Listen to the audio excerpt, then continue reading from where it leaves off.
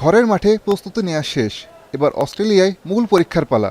আর সে লক্ষ্যে শুক্রবার রাতে প্রথম ধাপে দেশ ছেড়েছেন জাতীয় দলের কয়েকজন ক্রিকেটার ও টিম অফিসিয়ালরা।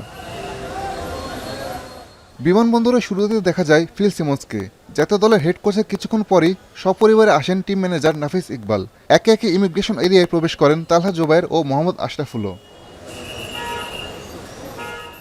প্রথম ফ্লাইটে 10 জন কোচিং স্টাফদের সাথে উড়াল দিয়েছেন কয়েকজন ক্রিকেটারও।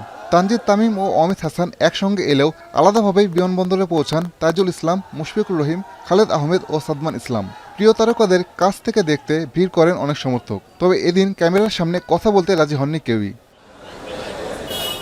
দীর্ঘ 23 বছর পর অস্ট্রেলিয়ার মাটিতে টেস্ট খেলার সুযোগ। আগামী 13ই আগস্ট ডারউইনে শুরু হবে প্রথম ম্যাচ। এর আগে 6 থেকে 8 আগস্ট 3 দিনের প্রস্তুতি ম্যাচে নিজেদের শেষবার ঝালিয়ে নেওয়ার সুযোগ পাবেন ক্রিকেটাররা।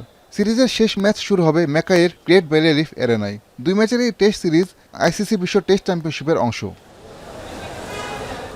অস্ট্রেলিয়ার মাটিতে ভালো ক্রিকেট খেলার প্রত্যাশা নিয়েই উড়াল দিচ্ছেন ক্রিকেটাররা, যেখানে সঙ্গে রয়েছে সাম্প্রতিক বছরগুলোতে বিদেশের মাটিতে স্মরণীয় কিছু টেস্ট জয়ের আত্মবিশ্বাস।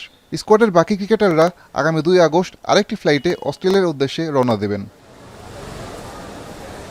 আসাদুজ্জামান লিটন, এখন, ঢাকা।